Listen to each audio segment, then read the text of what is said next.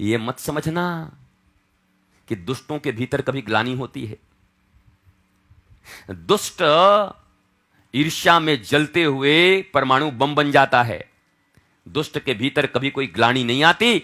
दुष्ट और नीच प्रकृति के जो व्यक्ति हैं वो अपने भीतर अपनी दुर्बुद्धि को कभी स्वीकार करने को तैयार नहीं होते, अपना कभी भी कोई दोष स्वीकार करने को तैयार नहीं होते।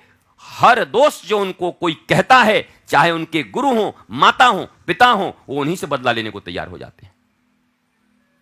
इसलिए भगवान कृष्ण ने अर्जुन को कहा कि अर्जुन, जो गीता मैंने तेरे को सुनाई ना, हां, बोला अभक्तों को मत सुनाना।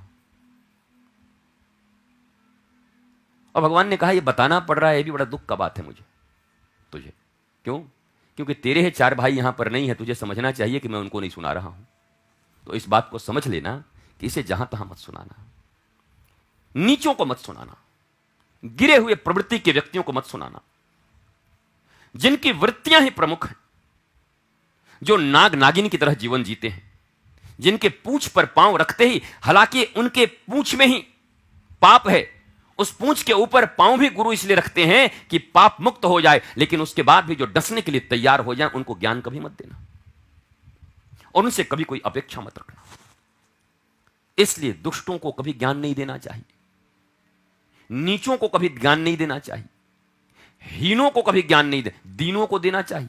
दीन जो दीन है, दीनता जिसके भीतर है, हीनता जिसके भीतर है, उसको कदापि गुरु को भी ज्ञान नहीं देना चाहिए। इन्फीरियरिटी कॉम्प्लेक्स में जो जलता और मरता रहता है, दूसरे से सदा जो अपनी बराबरी करते रहता है, दूसरे के सामने जो अपने आप को कुत्ते की तरह समझता है, ऐसे इंफीरियर लोगों को कभी ज्ञान नहीं देना चाहिए। ऐसे इंफीरियर लोगों को कभी भक्ति की बातें नहीं कहनी चाहिए। और नहीं तो जैसे उस चिड़िया का घोंसला नोच दिया था इन बंदरों ने, तुम्हारे घोंसले को नोच देंगे। चिड़िया ने घोंसला बनाया, बरसात का दिन था, बंदर ऐसे से ठिठुरा रहा था, कू कू कर रहा अपने बच्चे के साथ। चिड़िया बोली, भैया हम लोगों के पास केवल चोंच है और दो पांव हैं, देखो तो अपने बच्चे को कैसे मैं घोंसले में लेके हूं, बरसात में कितना पानी से बच रही हूं, तुम्हारे दो हाथ, दो पांव, इतना बड़ा दांत खे खे करने के लिए 24 घंटा, मुंह है, लाल पिछवाड़ा है, उसके बाद भी क्यों नहीं बना लेते?